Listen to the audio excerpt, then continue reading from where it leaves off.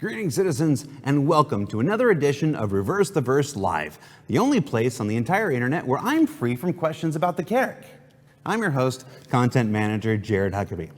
On the show this week, we've got systems designer Corentin Billemont and ship art director Paul Jones live from the UK to talk all about our recently revealed Hercules Starlifter from Crusader Industries, as well as systems designer Matt Sherman here live in our LA studio to answer questions about the Anvil Hurricane featured on that very same show. But before we get to all that, let's do the week in review. Now, last Friday, we had Sean Tracy, Steve Bender, and an unhealthy amount of non-dairy creamer on the show to talk all things, well, I don't know what we talked about anymore. It's been a very busy week, and the only thing I can remember of that show is Bender doing his best Macho Man Randy Savage with the coffee creamers. And if you have absolutely no idea what I'm talking about, you're probably better off for it. Monday saw the release of another all-new episode of our weekly question and answer series, Calling All Devs. This time featuring questions about the development of Crusader and Hurston as planets, a better orbital marker approach system for planets and moons, scanning of ship interiors, and what's going on with bed logouts. Calling All Devs. It's the most informative show that you're not watching, but that's cool. These devs take time out of their busy schedules, and you choose to read about it or watch a 14-second recap. I'm not bitter. I'm not bitter at all.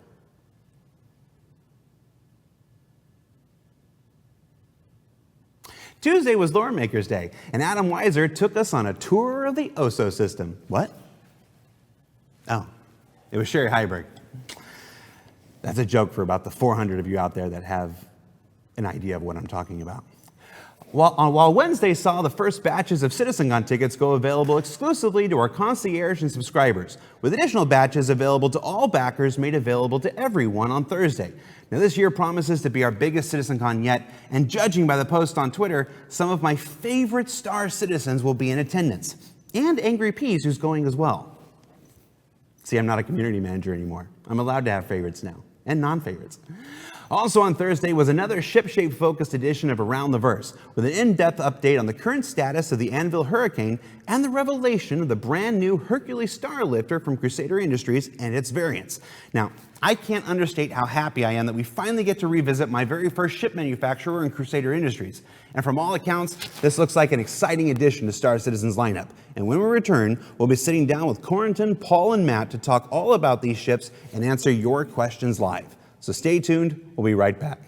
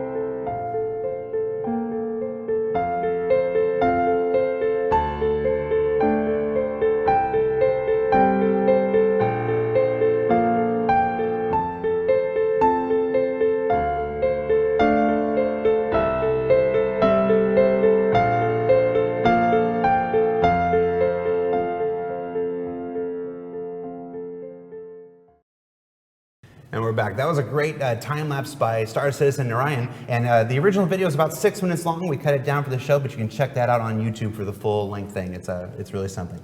All right, joining us on the show this week, I'm surrounded by developers from all across the world. This is the first time we've tried this. Why don't we start immediately to my left here. Matt Sherman, who are you and what do you do for Star Citizen? Well, now I'm apparently a systems designer, so that was a fun little lateral change that we did just for some clarity middle of this week or earlier this week. So, but still the same work, designing ships, putting them together, making sure they don't explode when they're not supposed to. Yes, I've noticed we've already got some questions in chat. Somebody already asked, what happened to tech design? There are still technical designers. Just the folks who work for Sean Tracy are now, because he's the technical director of content, that we're just defining them as technical designers, and the folks that work for Todd Pappy for our game systems are now called systems designers. It's just a nomenclature change to help kind of to help our organizational flowcharts. And of course, you're the designer of note for the Anvil Hurricane. Yeah. All right, so you'll be here to answer questions about the hurricane during the show. And then from live from the UK, we've got Paul Jones and Corentin Billemont. Paul, how you doing, man? I'm doing good. It's been a while, Jared, since we've been on here. It has been a while. You've managed to escape me. Like you've been the Roadrunner, and I've been Wile E. Coyote. We've been trying to get you on for a while. I think I've magically had Fridays off, like sort of just in succession. Every time the email has come through, hey, do you want to do reverse the verse? I'm like, sorry, I'm away. Yep, it's like reverse the verse is at 5 p.m. your time, and at 6:15 when it's off the air. Like, oh, I just saw this. I'm sorry, I missed you. I'm kidding. Yeah. He has not done that more than a handful of times. So I'm just kidding. And Paul Jones, what do you do for Star Citizen? So for those who don't know me already, I'm here in the UK. I'm the ship concept art director. Had to think then, and basically that's one of my duties. I also look after ship weapons and FPS weapons, but predominantly the most of the time and most of the hard work that's going on is the bread and butter. It's basically all the ships of the universe. Gotcha. Of which we have 119 now. So it's a lot of work. I counted them. And Corentin Billemont, who are you and what do you do for Star Citizen? I'm Corentin. I'm system designer like Matt now. Well, we were doing the same thing before, and we are doing the same thing now. And UK equivalent of Matt, but for a different ship now. And I know we just had you on the show. I guess it seems like it was only 2 or 3 weeks ago. Was it even that long? But because every show has somebody new, what ships have you worked on for Star Citizen? Me? Yes. Well, obviously the tank for this one, Starlifter. Tons of ship before, like Saber, Razor, working a bit on Ulysses, Merchantman, Defender, plenty of other ships, but yeah, some ships that people seem to like so far, so I'm good with that. No, it's great. And Matt, you've worked on several ships before too. What ships have you worked on for Star Citizen? So Merlin, Reliant, Buccaneer, Cutlass, Hurricane, just some like design brief work on the Dragonfly. Trying to think what else. Handful of others. Handful of others. Now, of course, the focus of this show today is on the newly revealed Hercules Starlifter. If you haven't watched yesterday's ATV that had the reveal of the Hercules Starlifter in its 3 variants, go ahead and watch that now and we'll wait.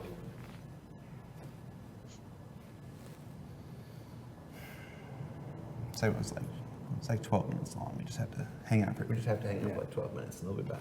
Oh, I got some mobile games. Give me a second. No, I'm kidding. Now, we do take questions live from the chat. We take questions from 2 places. You can submit questions on Twitch chat, where you can preface your question with the word question in capital letters surrounded by brackets. It's going to help Tyler Wicken, our lead community manager, pull that out of the detritus of Twitch chat. You can also submit your questions on Spectrum, which is our bespoke communication platform available on robertspaceindustriescom. Do the same thing.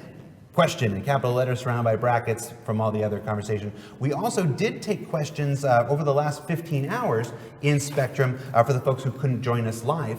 A lot of them submit questions, but also let folks vote on which questions they wanted to see answered most. So we're going to go ahead and start with some of the pre-selected questions, the pre-submitted questions rather, while we wait for those live questions to come in. The very first question right off the top of the bat, this is always an important one, especially with a cargo ship, is for you, Corentin. What is the estimated SCU capacity for that each variant can carry? So we have a simple system for that, and the thing is that we take basically 2 tanks. So 2 tanks is the amount of SCU for the cargo variant. So the C2 has a 624 SCU, the M2 has 468 SCU, and the A2 is basically 1/2 of this, so it's 234 SCU. I do. And of course, when there's almost certainly going to be a lot of stat-related questions because the promotion doesn't begin in full for everybody until May 11th. So we'll do what we can to share what stats we have, but remember, May 11th will be your opportunity to see the full stat sheet, and you'll get all that stuff there.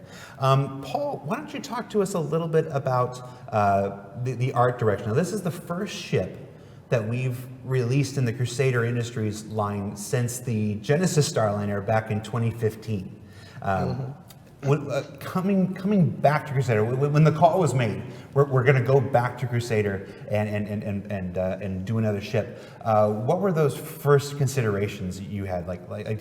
You were around. You were part of the team when the Genesis Starliner was developed. Did you have to go back and look at old notes? Did you just start fresh and throw everything away? How did this process begin? That's a good question. Were there any notes? I'm not quite sure if there were. We've obviously there were a lot of pretty good visuals already for the Starliner, and it's kind of always interesting when you've only got one ship. I don't think we didn't really have any sort of reference for basically where that original artist was coming from, where they were pulling their ideas and inspiration from. So it kind of makes it a little tougher, but in terms of for the concept artist and myself, it's always pretty fresh and interesting. This is a second ship in the line. It's been a long time since the Starliner was done, and it's really just sort of going through, looking at those original images and sort of pulling the key components. I mean, Mike Oberschneider, he's one of our sort of new senior concept artists. Mm-hmm. He's super talented, super strong. So when you're working with a senior, generally there's a lot more give and take. In fact, there's a lot more give. You pick on your key points, sort of profiles that you want to work with. A hump here, an air vent there, a VTOL here, and just some. You pick on those sort of core things that you want to sort of start running with. And then, really it's initially it's sort of down to Mike. You give him these sort of a small set of Lego pieces, and then you're like, right, okay, you bring all your own Lego pieces to the party, and let's let's see what you come up with. So it's very much, you rely on your artists and their artistic strengths just to see what they come up with initially. And so we did loads originally, like in terms of sketches. I remember. And really really sort of different sort of styles, different configurations, because also it's it's not just for me, right? It's I'm trying to provide something for Chris, and it's what was in Chris's head. Sometimes we manage to pull it out of his head. Sometimes we just have to sort of go it alone and give it our best shot. And so we we mentioned before, it's always about providing a couple of options, mm-hmm.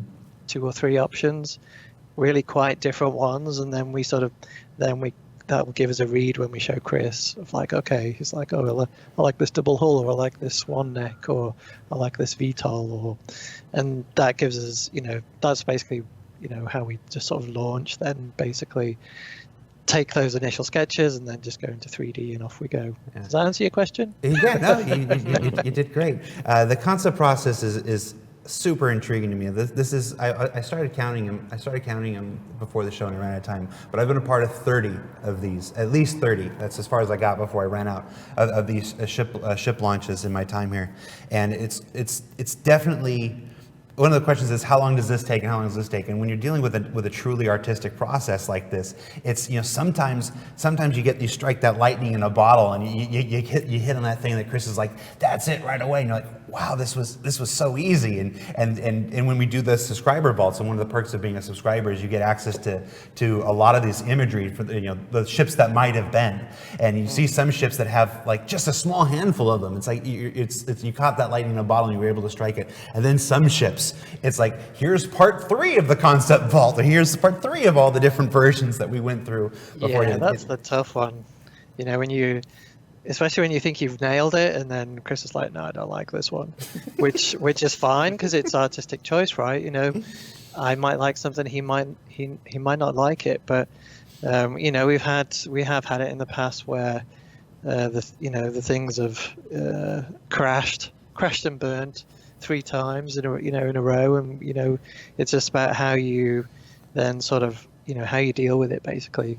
Sometimes an artist will basically hit a brick wall, and then it's really about me stepping in, or sometimes we'll just do a bit of a concept jam, and everyone will just sort of dive in and have a crack at it, just to sort of break through the block, just come up with some alternative theories.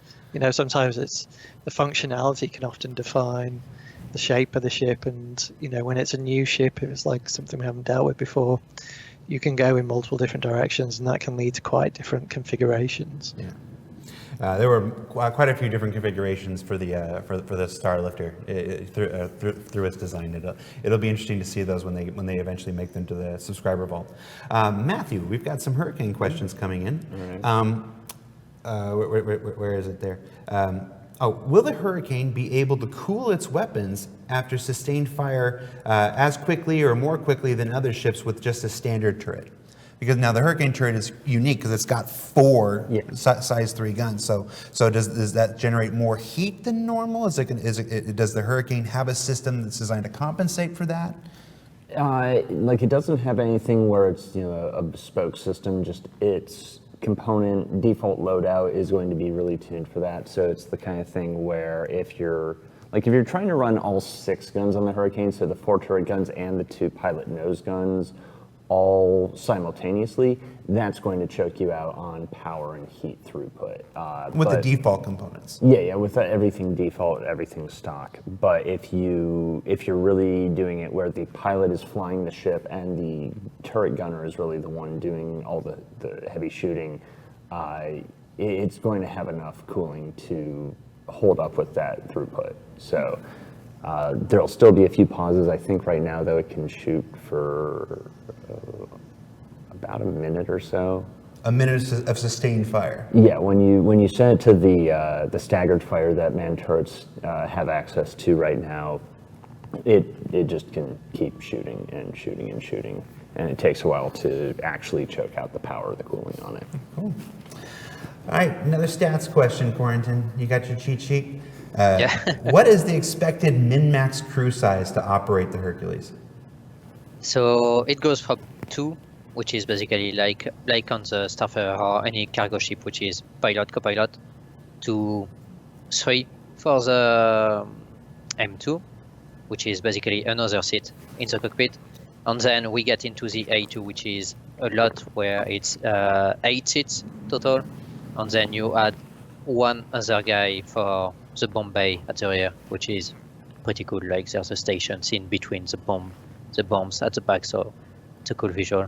But obviously, like some players might want to solo it, and technically they can fly it solo, but don't expect to fire any guns outside of the main guns if you're just alone.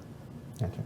Now, before we keep going, I've noticed that we're obviously getting a lot of questions about bombing in play. Obviously, bombing is a new game system, or a relatively new game system, for Star Citizen. As it is its own system, it's a weapon system, it's a game system of itself. The development of the bombing system is done separately from the ship design team. So we're not going to take any bomb questions today because we don't have the system designer. I'm already trained. We don't have the system designer on the show today that can answer those questions. But like we do with every concept sale, we will be doing a Q&A post once the ship promotion has started. That'll be your place. Put your bomb questions in there, and we'll make sure it gets to the right people, and we'll get the answers for you. It's just we're not able to address those today, because even with 3 wonderful people, we don't have the personnel on necessary to do that. So a question that you can answer, Corentin: will the gunship variant still fit a tank? Yes. So that's the thing that we wanted from the start, is that the Starlifter was built for 2 tanks. It was the main design point. And when we went onto making the gunship variant, it was like, oh, well, that takes a lot of place, but it's still an Hercules, and it must fit a tank inside. So there's always space for a tank at the front, unless you fit a cargo, some cargo or some cyclones or whatever at the front. But So that makes me think of a follow-up question. So one of the interesting features of the Hercules is that it's got cargo doors in the front and the back. Yep. So the gunship variant, can you still drive a tank through, or how is that lined up inside? Does that prevent? So, except from the yeah, rear? you need to go from the front. Okay. The back is entirely just for the bomb system. Maybe Paul can explain the choice for the two arms and stuff like this, but it's basically like it's easier, obviously, in terms of design. Like you can enter from one point or another, but also like if you decide to put some cargo at the rear, for example, for a regular variant, obviously, well, you can't enter your vehicle from the rear and just push the cargo to the front or whatever. So it just makes sense. It's the sort of roll on, roll off kind of theory, isn't it? It's like the ferry. It's just for once we're trying to make it easy. You load up your tanks, go in, load quick, and quickly sort of offload, basically. So it's that was the thinking originally. Try and make sense for once. Yeah. We're doing a lot better these days. Well, it's you can probably quote me as saying a lot of things over the last couple of years, but one of the things I say most commonly is that we get better at this the more we go along. This is game development. We are learning how to make these ships. We are learning how to make them better and more effective with every ship going forward. It's one of the things I tell folks who are very anxious about the Carrack. I'm like the weight is probably the best thing that could possibly happen for that ship. Let us figure all this stuff out, before we get to building your ship, and you'll get a much better ship for it. The other thing I think about, and this is just me, and I'm off the script here. Well, the second I heard that you had the cargo doors that open at both ends, I started to think about the Dmr Rally.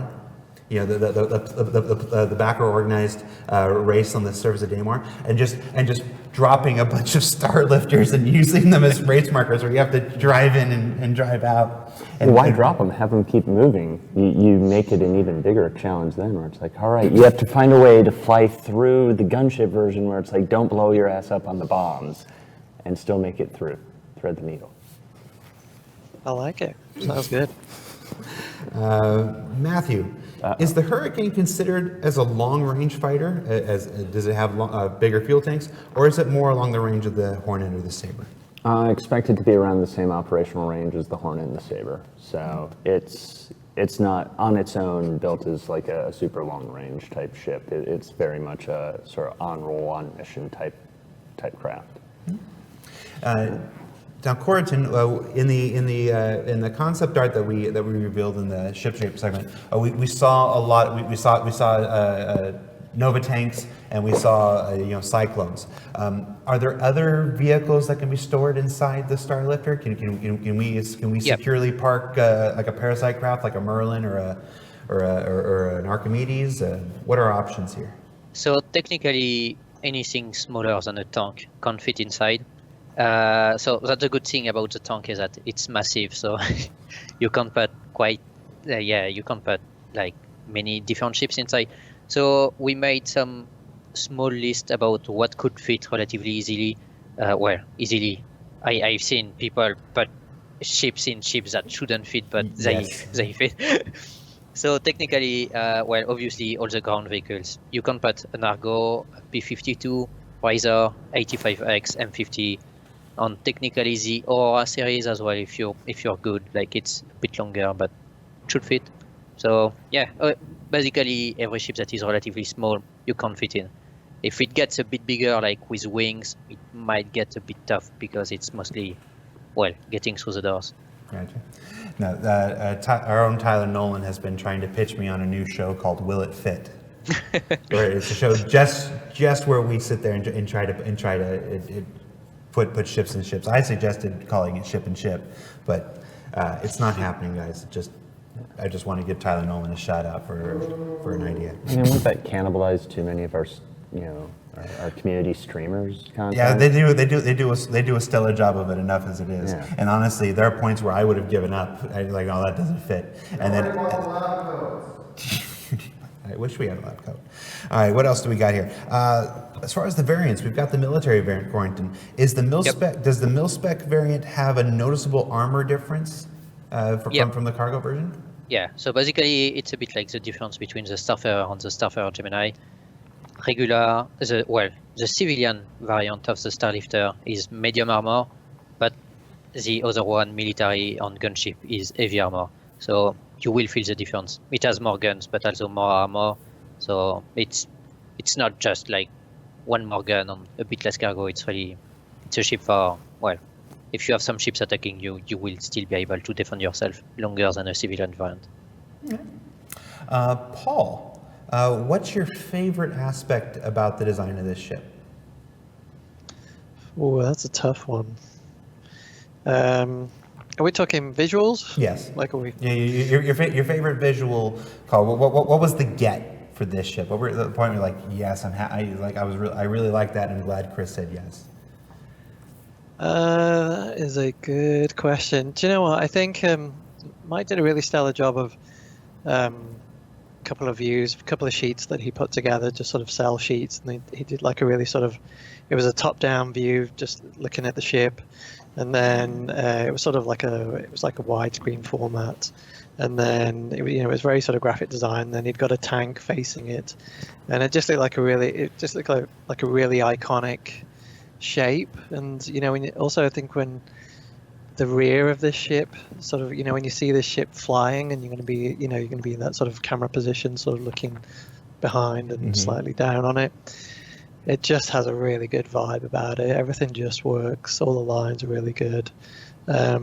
And I think it was that, it was hitting all the key beats as well. You know me, wanted to see my box ticked, like, here's the things we've got to get in it. And so, I was constantly just going to Mike, where's the hump? Where's the hump? Just, show me the hump. Like, where's the, on the front and the swan neck, and then leading up to the sort of the rear sort of spoiler, essentially.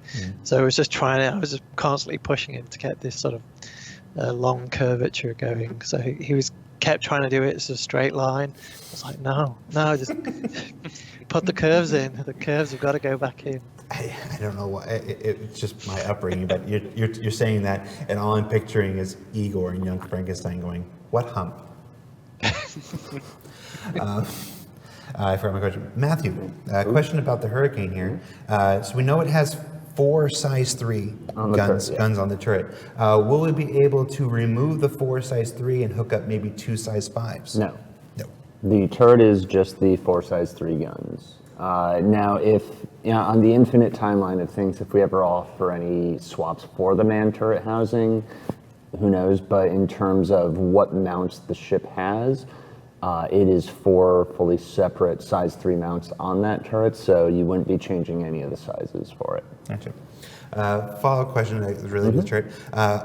I've seen some questions here about your comment that the Hurricane is a cap ship killer, not necessarily a cap ship killer, but a good option for assaulting capital ships. In a wing of them, yeah. So like one thing just to sort of squash with that is, like, don't expect to be taking a single Hurricane and taking on an Idris by yourself in it. That's no.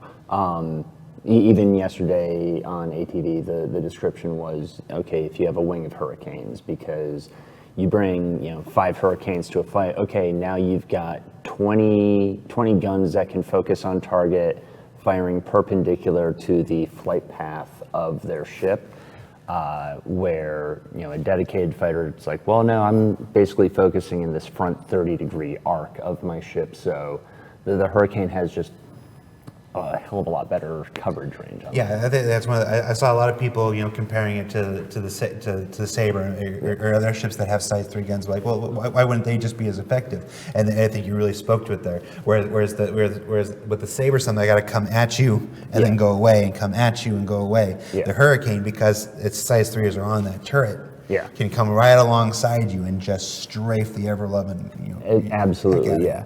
And you can just keep that fire up, because then, your target's running in a straight line. Well, okay, I'm going to just fly parallel to you, and my guns are able to stay on target the whole time, versus and any other ship in that same size. So it's like, yeah, no, the Saber, no, it wouldn't be able to do that. Okay, you could technically decouple, but then you're going to be fighting against red out, blackout for how fast you're moving to try and maintain pace with the other ship. There will be enough just complications to it where it's like, well, yeah, you could do that or try to do that, or you could just have a Hurricane flying parallel and shooting perpendicular and just blasting your target. I made the joke in ship shape that you don't want to get in front of the Hurricane. I think you just don't want to be anywhere near it unless you're in the cockpit. Don't be in the top hemisphere of the Hurricane. We've got a couple questions in the chat and in the Spectrum thread about the Starlifter variant of the Starliner. Now, for those who might not have been around in 2015, when the Genesis Starliner, which was the very first ship from Crusader Industries, was first introduced back in 2015, in the lore text, in the flavor text, we mentioned two possible variants, or two variants that existed in the lore of the universe: the Starlifter and the Star Hunter. If I remember, the Starlifter, the Star Seeker, and the Star Hunter. Actually, three variants. And people are asking, is this that ship? This is a different ship. Basically, it's one of those things where we had an idea in 2015. If we ever pursued variants, we would do that. But of course, over the course of 3 years of development, we wanted to. The decision was made to just design a bespoke ship instead of trying to make it a variant of the Starliner, and I think the results speak for themselves. I mean, the look and feel of this ship is quickly becoming. It hasn't even been 24 hours yet, but it's quickly becoming a community favorite, and that's a thing that you can only accomplish by making it a separate ship. So there is no more plans for a Starlifter variant of the Starliner, which is what the question here is about. That's off the board. As for the Star Seeker or the Star Hunter, who knows? The Starfarer Gemini was one of those lore variants. When the Starfarer was first introduced, there was no plans to actually put the Gemini in the game. That was a lore variant. It's one of those things we like to know exists out in the universe, in the history of the universe. And then a couple of years passed, and when it came time, we need this thing, and people were like, oh, let's do that. Instead of we've got that in the lore, let's develop that. So who knows what the future will hold as far as the Star Seeker or the Star Hunter. But the Starlifter is now its own bespoke ship. It's the Hercules Starlifter from Crusader Industries, as it were. Let's see, Corentin, another stats question. How many weapons and what size? So, there's a lot of weapons. Yeah. So, let's start from the easy one, from the civilian variant. Each variant basically has two size 4 fixed ballistic cannons. At the front, it's basically just a bit behind the cockpit.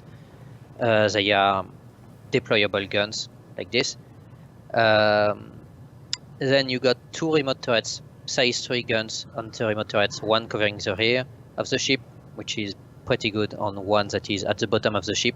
So even if you land the ship, technically you will still have quite a good view, because the cargo bay is pretty high up, so the feet are pretty high up as well. So even if you deploy the ramps as well, both ramps at the same time, you can cover a big range around it. For the military variant, it's easy. Basically, you add a remote turret, same size 3 guns under the nose, so it's more power at the front. On the gunship, it's where it becomes a bit complicated. Same thing as the military variant, but on top of that, you add two size 4 ballistic Gatlings, which are on the side towards the front, on two size 5 remote side ballistic cannons, which are basically same thing on the side, but a bit behind or a bit further. It's basically the same. And obviously, you got the bomb system, which is brand new, and you got either 4 size 10 bombs, which are really big. I think there's been a picture of Paul looking at his screen with the nice concept art of those bombs. And we got what was made for cluster bombing as well, which is about 60 size 3 bombs. So there's a big size difference, but there's a big number difference as well. So it's quite a bit. Right. So basically what I'm hearing today is don't be above a Hurricane and don't be below a Hercules. And by all means, don't be sandwiched between them. So Actually, no, between them, might be the only safe spot because it's like, oh, you're in between the belly of a hurricane and the top panel of a Starlifter. It's like, wow. Well, if you move, you'll die, but if you can hold right there and not do anything, you might not die as fast. Paul, I'm seeing some questions about the interior of the Hercules. What can you tell us about the interior? I don't know how fleshed out that is. What you got for me? Yeah, I mean it's given the time constraints, that's the usual caveat. We've tried to address everything that's generally expected in these ships. So if there's accommodation, if there's a bed, etc., there has to be some kind of food station. There has to be a toilet. Toilet's super important. But this has been a new interior for us, so a new style. But it's pretty, as far as I'm aware, it's pretty much figured out as best we can. So in terms of the cargo space, access to the upper upper sections, the rear remote gunners, the pods, habitation section, airlock, and the front cockpit. We've done our best basically to factor in everything that's required. Yeah. So this is generally one of those things that's handled. If you follow ship shape and you follow the pipeline, you'll notice there's the concept stage is stage 2, but then there's gray box and white box, and a lot of the interior stuff of ships are really fleshed out in the gray box and white box stage. So I was just curious what we knew at this point. So the thing that is nice is that we got 2 floors since it's you got a nice lift as well going from top floor, cargo bay, on even outside. We got 2 beds as well. So Yep. we got the basics. It's good. Interesting question about the cargo doors. Are they both the same size? Is one bigger than the other one? The cargo doors or the cargo opening? Yeah, the cargo opening. Yeah, sure. Yeah, they should be the same size. Okay. So They should be. I mean, I actually haven't, physically measured it in. Taking your ruler. Yeah. But theoretically, yes. I mean, it would be crazy if they weren't. Yeah, they don't open exactly the same way, but they are about the same size. Yeah. How do they open, Corentin? So at the nose, it's basically like it's two doors It's opening, kind of and then there's butterflies a out. ramp. Yeah, and then at the rear, it's more a bit more classic, I'd say, where it just falls down. Yeah. And then extends as well because it's like a bit on the Hydris when we've shown like the ramp extending. It's the same thing. It's high up, so the ramp will have to get longer. I see a couple questions here asking if it would be possible, and this is one of those questions I'm gonna preface by saying you're gonna be the ones who tell us whether this is possible when the time comes. But can you open both doors and treat the cargo bay like a landing bay? If you're in space and somebody fly in and land inside a Hercules? If the pilot is good, yeah. I was gonna say, it's like, regardless of whether we say you can or you can't, it's when it comes time to put this in the game, there are going to be a dozen videos in the first 3 hours of people attempting to do this. So like I said, that's one of those things where you tell us whether it's possible or not. A lot of questions about parachutes and wanting to know if you can deploy tanks and cyclones via parachute out of a Hercules.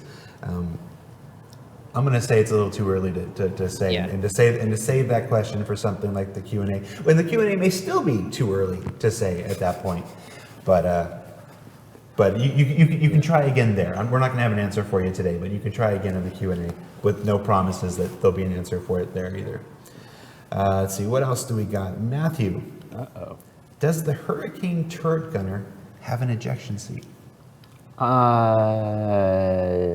It technically has the ejection handle on the seat. I actually have to recheck for how we deal with people in manned turrets quickly evacuating from a ship.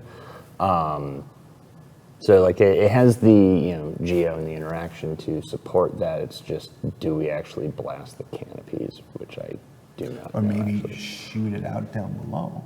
You wouldn't want that. Well, just because the actual housing that you go into the turret for, it's not a full cylindrical tube. It's actually more rectangular fit to the seat, And so if we just pushed you straight down, regardless of which way you were facing, there's a chance that you will end up eating your kneecaps down to your ankles and die just as painfully.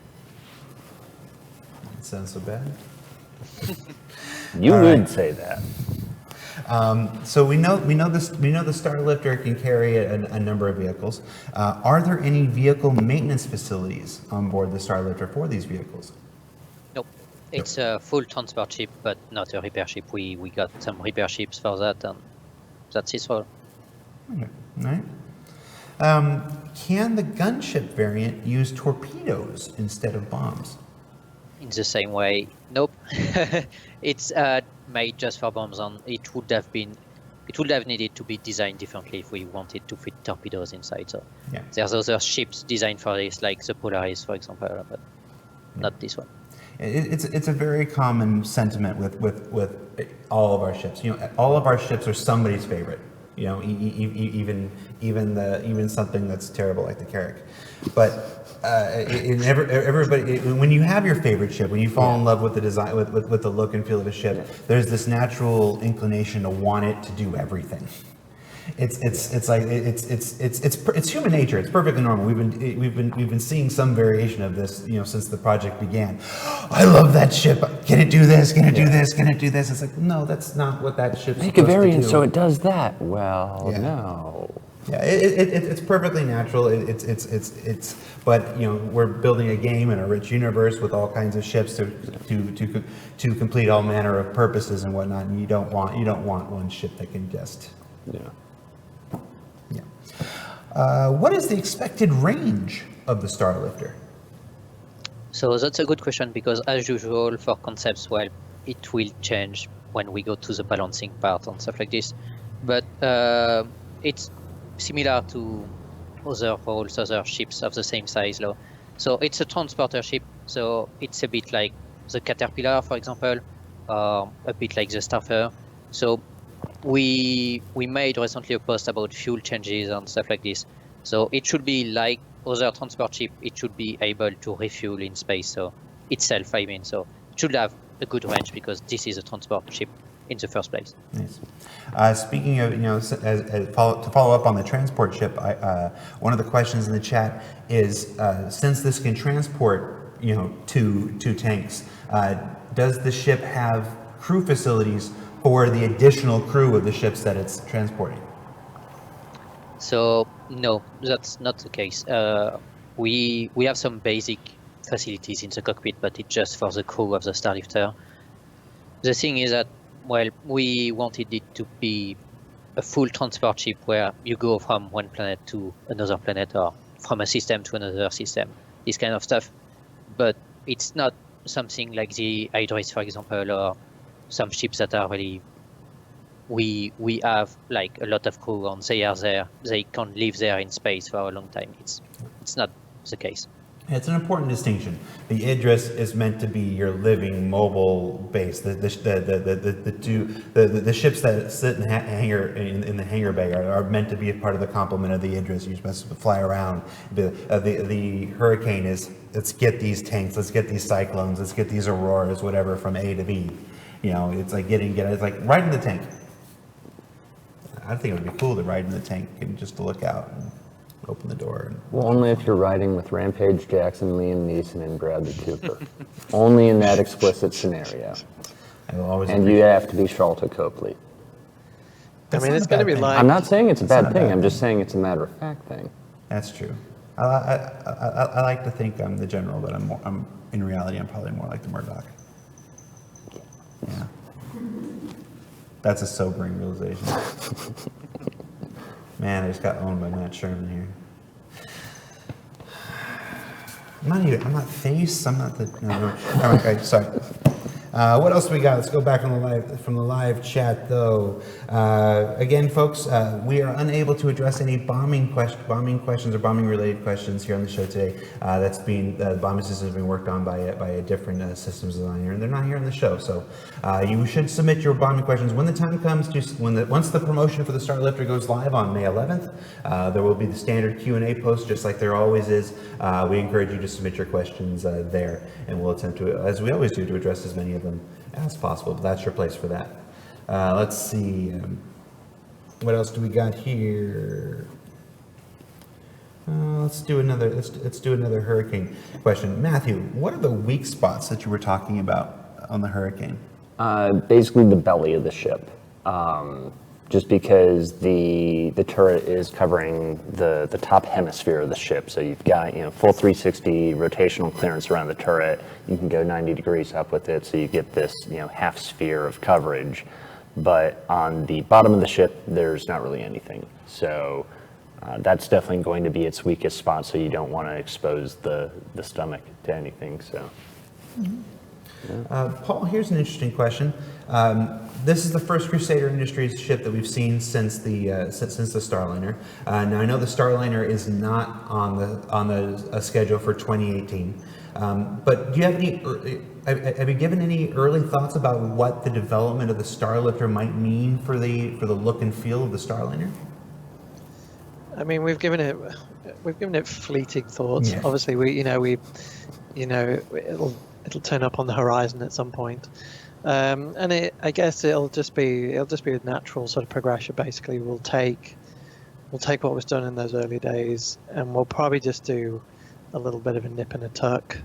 It'll just be a slight, slight altering of some of the lines, and just bringing it a little closer to what's been done on the Starlifter.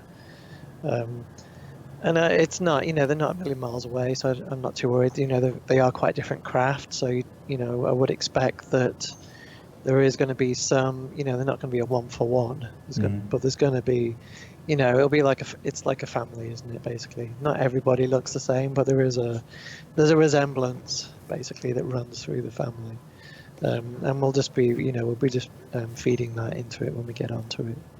That's you make an interesting point there.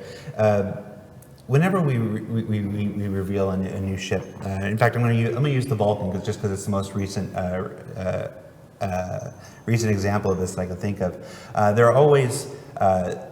It's interesting to see the community expectations about what looks like an Anvil ship and what looks like an Aegis ship and what looks like this ship. Anytime a ship is green, like it doesn't even matter what shape or whatever. We see a glutton of that looks like an Anvil ship. Why is it green? I got into an interesting conversation with somebody who was telling me that the Vulcan didn't look anything like an Aegis ship. It looks more like the Reclaimer. At which point I just had to be like, the Reclaimer is Aegis.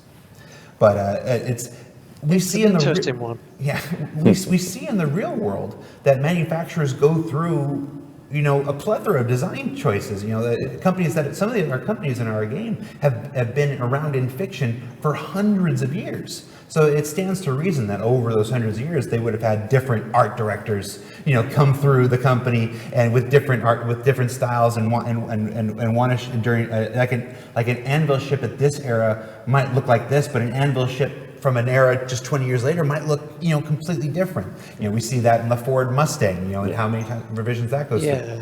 And then, some manufacturers are definitely have a sort of a more pure sort of lineage, let's say, and especially the sort of like there was more variance in the design language in the earlier stuff.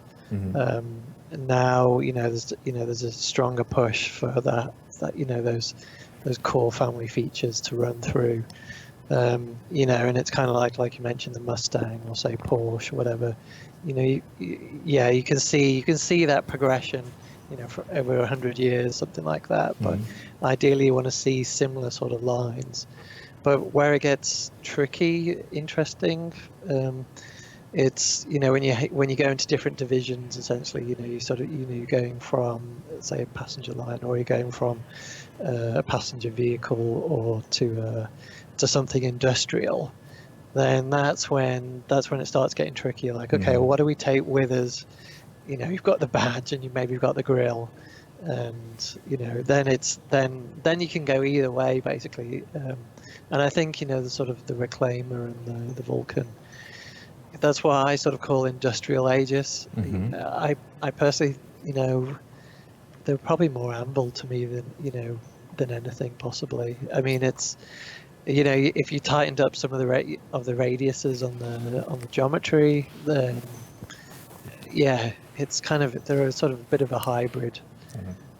You also see things in the real world where when a particular design, you know, captures the imagination of the populace, you see other other companies and other designers begin to add influences of that into their own designs.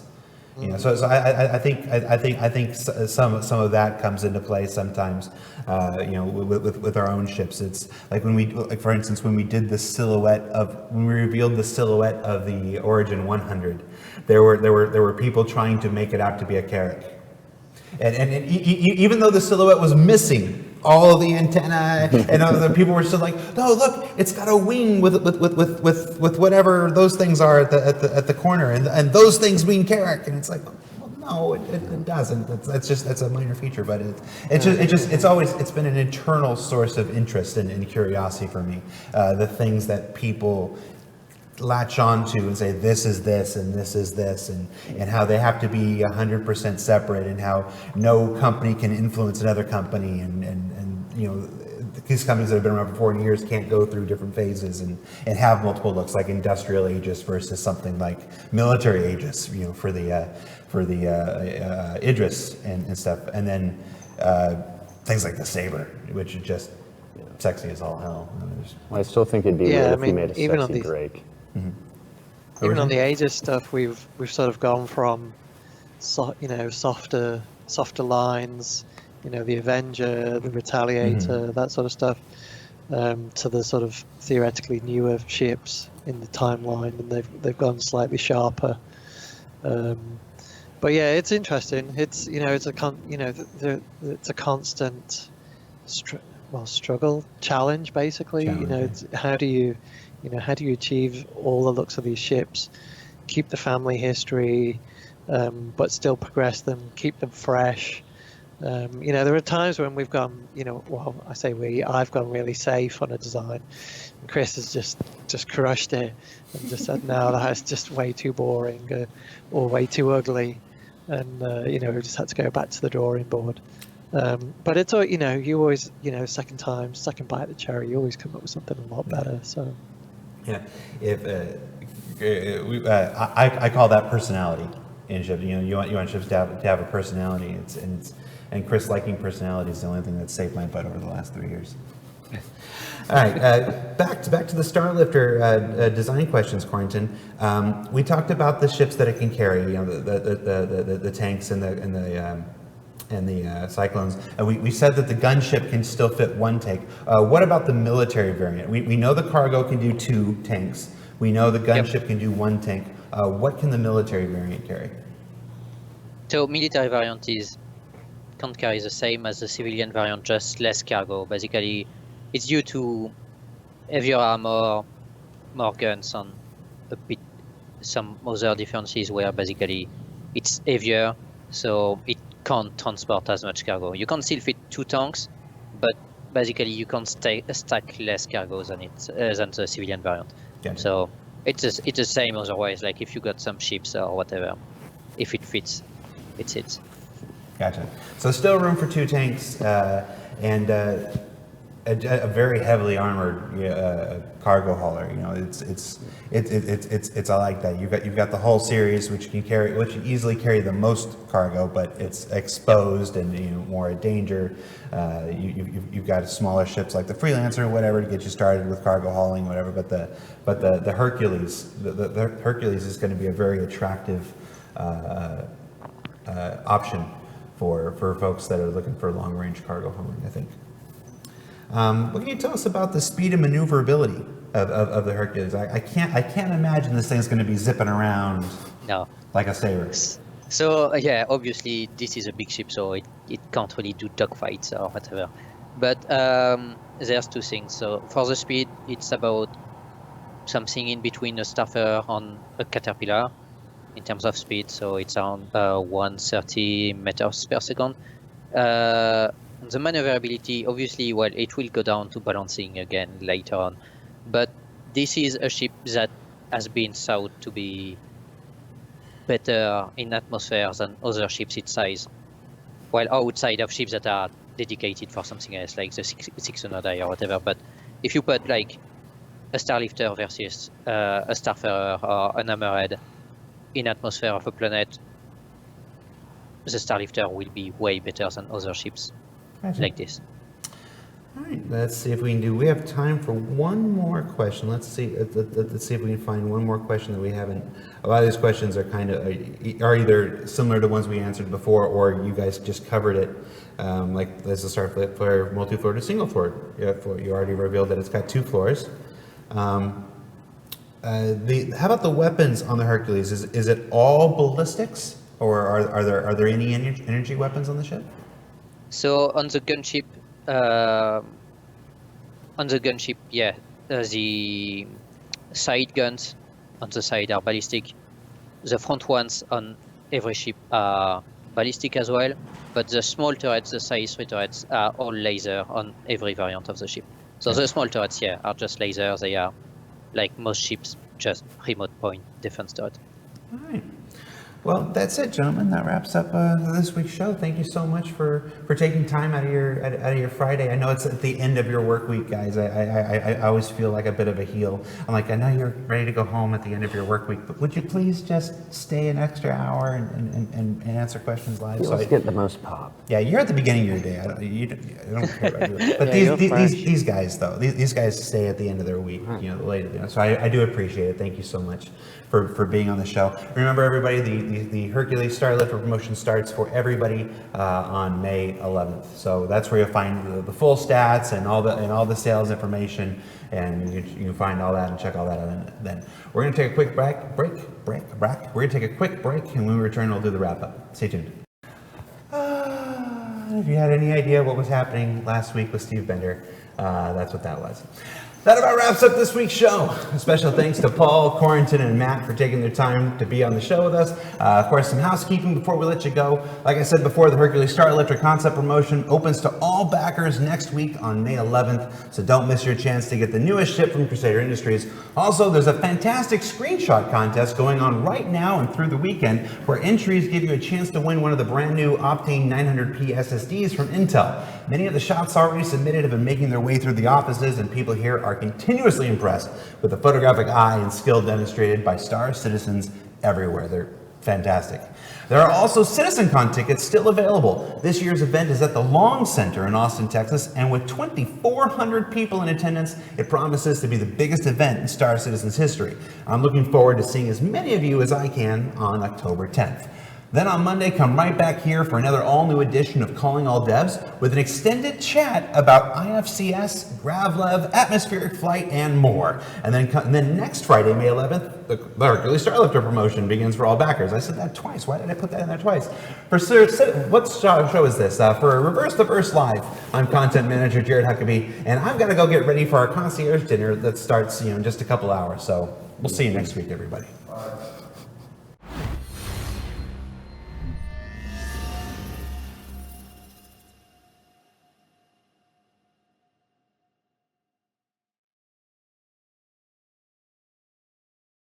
Thanks for watching. For the latest and greatest in Star Citizen and Squadron 42, you can subscribe to our channel, or you can check out some of the other shows, and you can also head to our website at www.robertspaceindustries.com. Thank you very much for watching.